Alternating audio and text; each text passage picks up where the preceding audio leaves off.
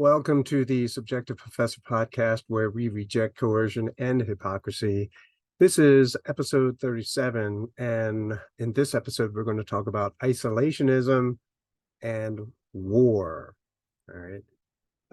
But whenever the topic comes up and I say that I'm generally anti-war, someone usually always immediately says, "Oh, you're an isolationist."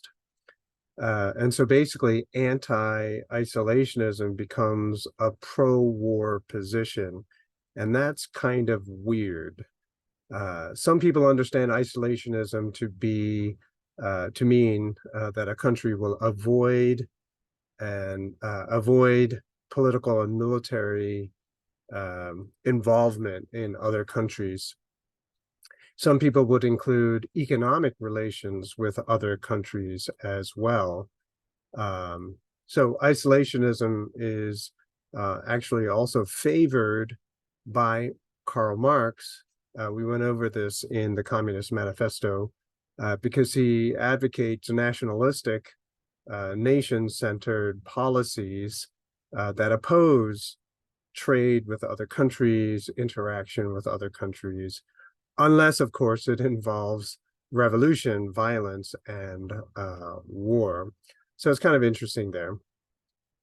But war is not anti-isolationist. I would argue that war actually is isolationism and is a result of a sort of a strange brand of isolationism. In other words, it's not the typical understanding of isolationism. And so in order to understand where I'm coming from, let's look at war. Now, the problem of war is that a country, a huge generalization, has to choose a side within another country. So it's not simply choosing a country, like if two countries are going to war with each other, and for potential censorship issues, I'm just going to say England and France, okay? Because historically, they had lots of wars with each other. So anyway,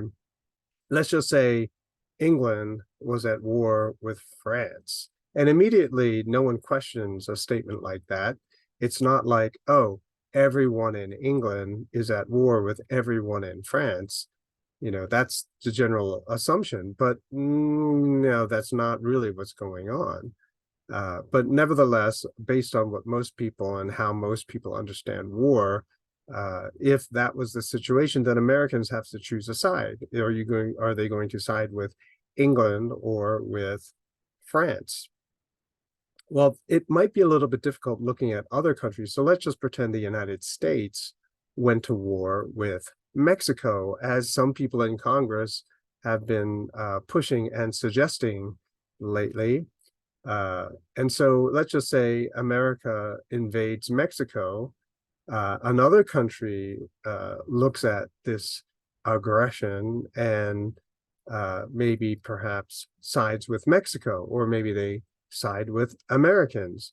But as I just implied, not everyone in America wants to go to war with Mexico. There are certain people, and we call them neocons here in the United States, neoconservative, which the expression really is more representative of a characteristic. Rather, you can't go by the actual meaning of those words.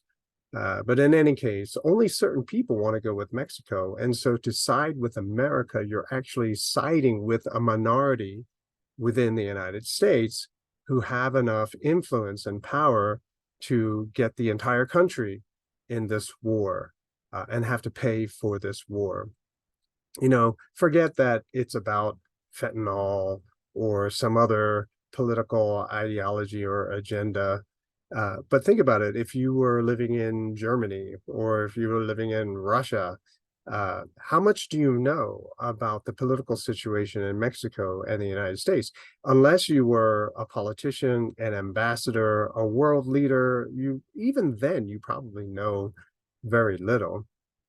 And so people in other countries, when they look at the United States of America, they think of it as an entity, and so therefore the United States is going to war with Mexico, then everyone in the United States is participating, agrees with, and supports this war. And that is just simply not the case. I mean, given the fact that I live in the United States and I'm anti-war, there's no way that I would have supported something like that. And just as a footnote here, if one is attacked, right, if someone was to attack the United States, then, it would be cause for us to defend ourselves. But to say that one country invaded another country is like saying the United States invaded Mexico. What's really going on? What's the history? I mean, it just doesn't suddenly happen, right? There are a chain of events which lead up ultimately to the invasion. So what could that possibly be? No one really asks. All they see is the invasion, and they say, oh, one side is the aggressor, the other side is innocent of any crime. And that's just kind of ridiculous, okay? And so any other country, knowing that there are so many unanswered questions, so much ignorance regarding this topic, then any other country joining the fight, there's a reason, right? There is an objective, there is a hidden agenda, which explains why they would join in the fight. Now, some people will say, okay, but at least America is doing good in the world, right? I remember, and I might have mentioned this earlier, but when I was a lot younger, in high school, or maybe even in junior high, a debate that would always come up was that, so the United States is militarily powerful. It has an obligation to perform the role of policeman in the world. And, I didn't know what that meant. All I thought was, oh, okay, so if the United States could save someone who's innocent, then shouldn't it do it, right? And so it sets up this sort of moral way of understanding war. Like, it has to be a moral issue. And so with the actual issue, what the chain of events that took place, which led to the actual hot war, doesn't matter, right? Because we're going to look at it in terms of morality. And when you do that, and we mentioned this earlier, you no longer do calculation. You don't say, well, that's pretty expensive, we're going to lose a lot. No, you throw the calculation aspect, like what are you potentially risking? What are you going to lose? You throw that out the window because it's moral. It's the right thing to do. Now that moral, I'm surprised that Americans continue to fall for this moral reasoning, considering that it hasn't won a war since, and Grenada doesn't count, right? So it hasn't won a war since World War II. But Americans love to think of themselves as a hero. And so Afghanistan, Libya, Iraq, Somalia, Syria, it goes on and on. Americans support aggression in other countries. But in all of those countries where America is trying to do the moral thing, the good thing, the right thing, people are not better off, right? We leave them in misery, right? We destroy their infrastructure. We make them poor, basically. But somehow this is still moral. I think my argument is that leaving them alone would probably lead to a better resolution. Just like now, there's aggression happening over there in Eastern Europe. If the United States stayed out of it, well, then immediately they'd have to negotiate end to hostilities, right? Because there's no way to continue fighting. In which case, then, you're going to negotiate a settlement which will satisfy everyone involved, not the United States, right? Because we're on the other side of the world. Now, keep in mind, if you have been following the backstory, and if you know just a little bit about military strategy, you know that things that could have been done are not being done. Of course, it's very difficult to know really what's going on because of so much censorship, uh, so much propaganda to convince everyone to support one side and not the other. The other side is inhuman. But if you know insiders and they put that information up on podcast, you'll see that we are not getting a honest picture of what's going on. Colonel Douglas McGregor would be someone to listen to get a better understanding of really what's going on and who really is committing the vast majority of atrocities. It's another take, but it's also supports my theory, which is that if the United States stayed out of it, this aggression would have ended a long time ago. More people would still be alive. There would be less destruction, and we can get on with doing whatever it is that we want. So in order to whip up all the support and anger and emotion, you have to create races, right? You have to generalize all the Russians, all the Ukrainians, right? And then you dress it up with a lot of virtue signaling. And this is how you get people on board with any kind of aggression. One thing that I used to do in classes is that I would challenge people. I would say, if you have so very little knowledge about a region, about a people, then why do you have an opinion on who's in the right and who's in the wrong? And the way that I would bring this out, that people don't really know a whole lot about other countries, is I would play this game. I would say, I'll tell you a country, you tell me the capital of that country. So I would only need to do 3 countries, right? I would start with the United States, and most of the students said Washington, D.C. And then I'd say Mexico, and of course, Mexico City. And then I would say Canada. Now, there are only 3 countries here in North America, and the United States shares borders with both of those countries, Mexico and Canada. Like 95% of students do not know the capital of Canada. Okay, it's Canada. I get it. But still, it's the country right there. And then when I tell them it's Ottawa, they're like, you made that up, right? Because it's a unusual name, but that's America, right? So very little understanding and knowledge of anybody else, yet always has an opinion. I would argue that that's pretty much everybody in the world. Everyone always has an opinion, uh, and it's kind of rare, at least here in the United States, it's kind of rare where people say, hey, I don't know a whole lot about it, so I don't have an opinion. It's very rare for that to happen.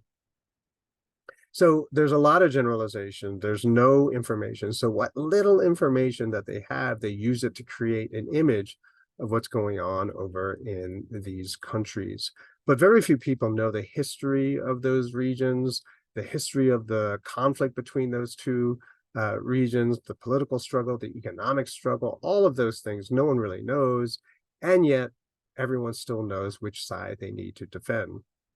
And of course, they're going on the propaganda that the government has fed them. So on Memorial Day, I discussed Thucydides and how government leaders will manipulate subjectivities to convince everybody else to engage in a really bad decision. And in other words, a minority tries to get the majority of the country that's everybody else, to engage in war. So trade is an anti-war position. And so I'm not an isolationist because I'm pro-trade. And trade is an anti-war position, right? And so instead of trying to kill each other, you're trying to improve each other's lives. And trade is often misunderstood thanks to Marx and all those socialists out there who don't understand. But remember, countries don't trade with other countries. People trade with people in other countries, okay? So certain people in one country, they don't like the choices that they have in this country. They look at other countries and they say, wow, they do it better. And so therefore, I'm going to trade with that person. Because of technology, it's a lot simpler now. It's a lot easier to do this. You don't need government to intrude into this transaction, but they always do. Why? Why does government always insert itself into trade deals, one business ordering from another? And the reason is because the company that was not chosen here in the United States, they get upset, right? The fact that other businesses, other people in other countries do it better than them means that they are on the way to bankruptcy, but they don't want to be bankrupt. And so they go to their friends in government and they say, do something about this. And so generally, most politicians will pass regulations, trade sanctions, and restrictions to prevent people from trading with other people in other countries. And so in order for a trade to happen, you have to go through the government. I mean, who does this? Like when you go to the grocery, right? Do you need the government to regulate your choices at that grocery? I mean, if we were to put it at that level, right? But in reality, we already know that the government has intruded into our choices. And what the choices the government has deigned to allow us to make pop up in the grocery, right? But even then, all the prices are manipulated. So anyway, long story short, just keep focused, right? We don't need someone else to interfere or make more expensive the choices that you want to make. That's something that we don't need. That's a hassle that we don't need to have, like cars here in the United States. If we want to buy cars from Japan because they're cheaper, higher quality, then we should be able to do that. But no, we can't do that. And so the government makes Japanese cars artificially more expensive by slapping on taxes. We call them tariffs.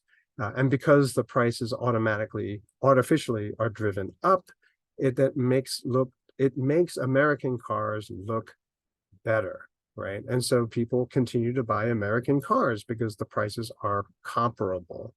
Okay. But see, this is the problem.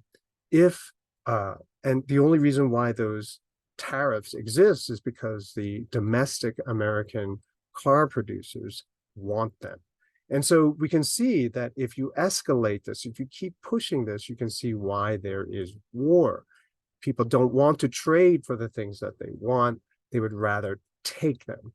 And so special interest groups like automakers go to the government and they demand restrictions. They demand isolationism, right? Force Americans to buy only from other Americans. And I know that's supposed to sound like a patriotic kind of thing, but remember, nationalism is supposed to be Nazi behavior, right? That's what we were listening to for the last, I don't know, 5 years or something like that. So open trade means less likelihood of war because open trade creates more value. War destroys things. It's more expensive and therefore impedes progress. But trade, you're not destroying anything. You're making more, you're creating more. And so therefore, there's no damage that you have to repair. So war is the interest of special interests, or what I like to say, small racial groups like the auto workers of America, right? And they use the power of government to go to war. They hide what's going on by calling it national security. And so when you have people who blow the whistle, leak really what's going on, they go to jail because the government protects its own and always tries to hide its own behaviors, right? And for this reason, we don't invade Canada or Mexico, or at least we haven't yet. I mean, think about it. If fascism was the reason why we, attack other countries, well, we should be invading Canada, right? Because Trudeau is pretty much fascist. But no, that's not the real reason. That's how you know that it's only a projection of moral virtue signaling to get people on board for aggression. So there are economic theories which can go into the nuts and bolts of it. That's not really my concern. That's not really what we do in this podcast. But without all of that government interference, the reality is that people will strive to be the best, do the best, offer the best quality product at the best price. Remember what Say's law says. You can only buy and trade if you make something first. It's not, you can only trade if you blow something up. You can only trade if you steal from other people first and then trade with that. No, that's not how it works. You, the people in your country who live in that region, they have to produce something first. And if we have this kind of phenomena, there's less likelihood of war, there's less likelihood of conflict, because rather than destroying things, murdering people, killing people, you want to preserve your workforce, you want to preserve the gains and the progress that you've made in the past and build on it. And so this is kind of why economic ignorance is detrimental to society. Rather than focusing on the DEI, diversity, equity, and inclusion, I think that more schools should make economics a required subject for everyone to learn. And if they understood economics, then they would be able to recognize that a lot of the knowledge production, a lot of the information that is produced today is just subjective, meant to benefit the minority and to impose ridiculous costs on everybody else. That's it for this episode, and I will see you in the next.